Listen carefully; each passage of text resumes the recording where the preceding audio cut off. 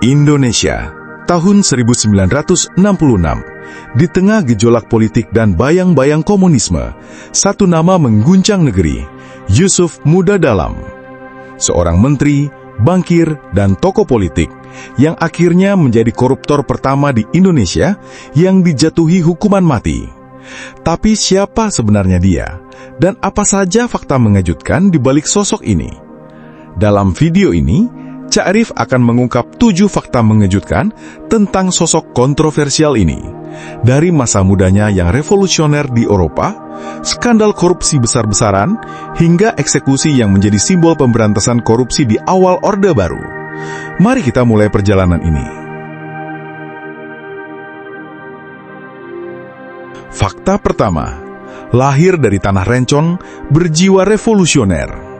Teguh Yusuf Muda Dalam lahir di Sigli, Aceh pada 1 Desember 1914 di tengah bayang-bayang kolonialisme Belanda yang mencengkram bumi Nusantara.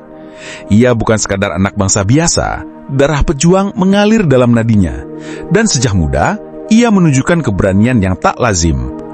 Setelah menamatkan pendidikan dasar di Indonesia, Yusuf Muda melanjutkan studi ke Belanda, negeri penjajah yang ironisnya menjadi tempat ia menemukan semangat perlawanan. Di sana, ia tak hanya belajar ekonomi dan politik, tapi juga menyerap ideologi perlawanan terhadap fasisme yang sedang merajalela di Eropa. Saat Hitler mulai menguasai Eropa, Yusuf tak tinggal diam.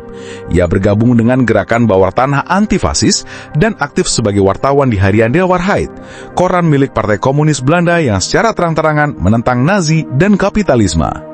Ia menulis dengan tajam, menyuarakan keadilan dan menyerukan pembebasan rakyat tertindas. Bayangkan, seorang pemuda asal Aceh berdiri di jantung Eropa menantang kekuatan fasis terbesar dunia. Bukan dengan senjata, tapi dengan pena dan ideologi. Ia hidup dalam bayang-bayang penangkapan, pengawasan, dan ancaman. Tapi semangat revolusionernya tak pernah padam. Pengalaman di Eropa membentuk karakter Yusuf, cerdas, berani, dan penuh ambisi. Tapi seperti api yang menyala terlalu terang, kadang ia membakar lebih dari yang seharusnya. Fakta kedua, dari komunis ke nasionalis, ambisi yang menyalip ideologi. Sekembalinya ke tanah air dari Belanda, Yusuf Muda Dalam tak langsung menjadi pejabat tinggi. Ia datang dengan semangat revolusioner dan ideologi kiri yang kuat. Ia bergabung dengan Partai Komunis Indonesia, partai yang saat itu masih legal dan aktif dalam perjuangan politik pasca kemerdekaan. Yusuf tak hanya menjadi anggota biasa, ia dipercaya menjadi wakil dalam Komite Nasional Indonesia Pusat, KNIP, lembaga semacam parlemen sementara yang dibentuk oleh Presiden Soekarno. Di sana, ia mulai menunjukkan kecerdasan politik dan kemampuan retorika yang tajam. Ia dikenal sebagai orator ulung dengan gaya bicara yang tegas dan penuh keyakinan. Namun, ambisi Yusuf jauh melampaui batas ideologi. Tak lama setelah aktif di PKI, ia berpindah haluan ke Partai Nasional Indonesia, partai yang lebih moderat dan dekat dengan kekuasaan. Langkah ini mengejutkan banyak pihak, tapi bagi Yusuf, ini adalah strategi. Ia tahu bahwa untuk naik ke puncak kekuasaan, ia harus berada di lingkaran yang lebih dekat dengan Soekarno. Perpindahan ini membuka jalan karir yang luar biasa. Ia diangkat menjadi anggota parlemen, lalu dipercaya sebagai Direktur Bank Negara Indonesia, BNI. Di sana, ia mulai menguasai sektor keuangan nasional. Namanya makin bersinar dan pada tahun 1963, ia mencapai puncak, diangkat sebagai Menteri Urusan Bank Sentral sekaligus Gubernur Bank Indonesia. Bayangkan, dari seorang aktivis komunis di Belanda menjadi penguasa moneter tertinggi di Indonesia.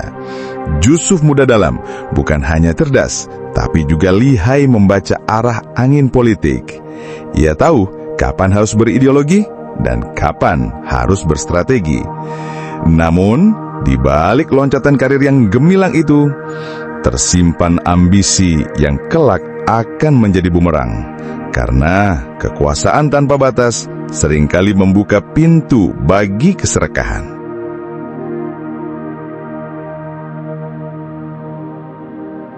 Fakta ketiga, skandal korupsi 97 miliar rupiah, nafsu yang menghancurkan segalanya. Di balik jas rapi, senyum diplomatis, dan jabatan tertinggi di sektor keuangan Indonesia, tersimpan keserakahan yang tak terbayangkan. Yusuf Muda Dalam, sang gubernur Bank Indonesia, bukan hanya mengatur aliran uang negara, ia juga mengatur aliran kekayaan untuk dirinya sendiri. Tahun 1966, publik dikejutkan oleh temuan tim pemeriksa keuangan negara. Yusuf terbukti menggelapkan dana negara sebesar 97 miliar rupiah. Untuk konteks, angka itu setara dengan triliunan rupiah hari ini. Uang yang seharusnya digunakan untuk membangun bangsa justru mengalir ke rekening pribadi, properti mewah, dan gaya hidup yang tak masuk akal.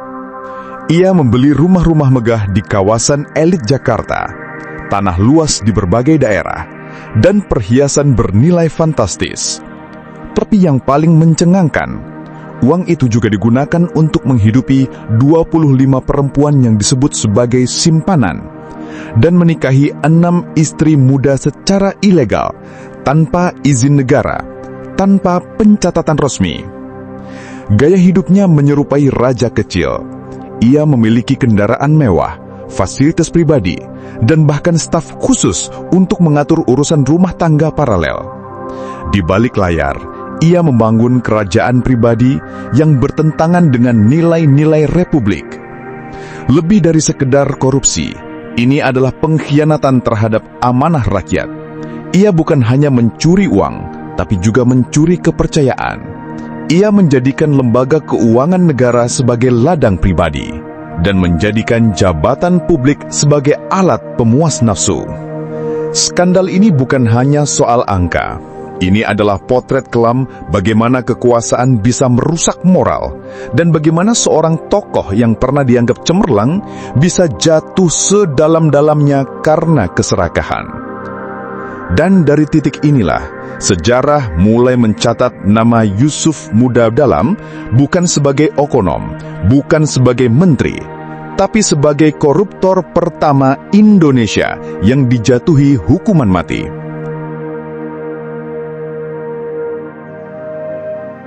Fakta keempat, tak hanya korupsi, dosa yang bertumpuk.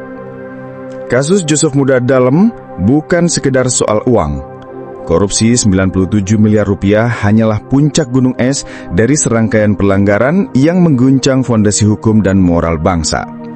Ia bukan hanya mencuri, tapi juga menantang sistem. Ia didakwa atas tindakan subversi, yakni upaya menggoyang stabilitas negara melalui kekuasaan dan pengaruhnya. Sebagai Gubernur Bank Indonesia, Yusuf memiliki akses terhadap informasi dan dana strategis. Ia dituduh menyalahgunakan posisi itu untuk kepentingan pribadi dan kelompok tertentu yang dianggap berpotensi mengancam keamanan nasional. Tak berhenti di situ, aparat menemukan bahwa Yusuf menyimpan senjata api secara ilegal. Sebuah pelanggaran serius di masa itu, apalagi dilakukan oleh pejabat tinggi negara. Kepemilikan senjata ini menimbulkan spekulasi. Apakah ia tengah membangun kekuatan sendiri? Apakah ada rencana kudeta ekonomi yang tak pernah terungkap? Dan yang paling kontroversial adalah pelanggaran hukum perkawinan. Yusuf diketahui menikahi 6 perempuan muda secara diam-diam, tanpa pencatatan resmi dan tanpa izin dari negara. Ia melanggar undang-undang perkawinan yang berlaku saat itu dan hidup dalam struktur rumah tangga paralel yang penuh rahasia. Bahkan beberapa perempuan yang ia nikahi disebut masih berusia sangat muda, menimbulkan kecaman dari berbagai kalangan. Media saat itu tak segan memberi julukan tajam, penyamun di sarang perawan. Sebuah metafora yang menggambarkan bagaimana Yusuf, sang pejabat elit, menjelma menjadi predator yang memanfaatkan kekuasaan untuk merusak tatanan sosial dan moral. Kasusnya menjadi simbol betapa kekuasaan bisa melahirkan kejahatan multidimensi. Ia bukan hanya koruptor, tapi juga pelanggar hukum, penyalahguna jabatan, dan pelaku subversi. Sebuah kombinasi yang membuat vonis mati bukan sekedar hukuman, tapi peringatan keras bagi siapapun yang mencoba bermain api di dalam sistem negara.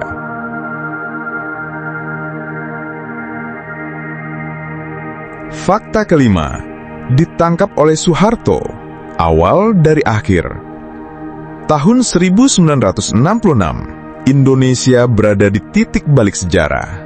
Setelah peristiwa G30S dan jatuhnya pengaruh PKI, kekuasaan Presiden Soekarno mulai goyah. Di tengah kekacauan politik dan ekonomi, satu nama mulai naik ke permukaan, Letnan Jenderal Soeharto. Soeharto, yang saat itu menjabat sebagai Panglima Kostrad, mulai mengambil alih kendali pemerintahan secara perlahan.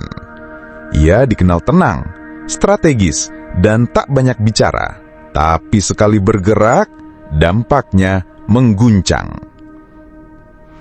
Salah satu langkah awal Soeharto dalam membersihkan pemerintahan adalah membentuk tim pemeriksa keuangan negara. Tim ini bertugas menyelidiki penyalahgunaan dana negara, terutama di sektor keuangan yang saat itu penuh dengan praktik gelap dan korupsi sistemik. Target utama, Jusuf Muda Dalam. Sebagai Gubernur Bank Indonesia dan mantan Menteri Urusan Bank Sentral, Jusuf memiliki akses terhadap dana besar dan kebijakan moneter. Investigasi mendalam dilakukan, dan hasilnya mencengangkan. Penggelapan dana 97 miliar rupiah, kepemilikan senjata api ilegal, pelanggaran hukum perkawinan, dan dugaan subversi. Penangkapan Jusuf dilakukan secara diam-diam namun tegas. Ia ditahan, diinterogasi, dan diadili oleh Mahkamah Militer. Proses hukum berlangsung cepat, mencerminkan tekad rezim baru untuk menunjukkan bahwa era korupsi tak akan ditoleransi lagi. Vonis dijatuhkan, hukuman mati. Sebuah keputusan yang mengejutkan publik, tapi dianggap perlu untuk memberi efek jera. Eksekusi dijadwalkan pada 9 September 1966. Hanya beberapa bulan setelah Soeharto mulai mengonsolidasikan kekuasaan. Bagi banyak orang, ini bukan sekedar hukuman terhadap satu individu. Ini adalah simbol bahwa era lama telah berakhir dan era baru dimulai dengan darah dan ketegasan. Jusuf Muda Dalam menjadi korban dari ambisinya sendiri dan dari gelombang perubahan yang tak bisa ia kendalikan. Ia pernah berdiri di puncak kekuasaan, tapi pada akhirnya ia berdiri di hadapan regu tembak. Dan sejarah mencatatnya bukan sebagai pahlawan, tapi sebagai peringatan. Fakta keenam, simbol pemberantasan korupsi ketika kekuasaan tak lagi melindungi. Kasus Jusuf Muda Dalam bukan sekadar skandal pribadi. Ia menjadi tonggak sejarah, penanda bahwa Indonesia mulai berani menegakkan hukum tanpa pandang bulu. Untuk pertama kalinya, seorang pejabat tinggi negara, mantan Gubernur Bank Indonesia, mantan Menteri Urusan Bank Sentral, dijatuhi hukuman mati karena korupsi. Di masa itu, korupsi bukan hal yang asing. Banyak pejabat bermain di balik layar, memanfaatkan jabatan untuk memperkaya diri, tapi tak satu pun yang tersentuh hukum secara tegas. Hingga nama Jusuf Muda Dalam muncul sebagai contoh ekstrim bahwa jabatan tinggi tak menjamin kekebalan hukum. Vonis mati terhadap Jusuf bukan hanya hukuman, tapi pesan dari negara kepada seluruh pejabat bahwa era perlindungan politik telah berakhir, bahwa kekuasaan bukan tameng, melainkan tanggung jawab, dan jika disalahgunakan, konsekuensinya bisa sangat fatal.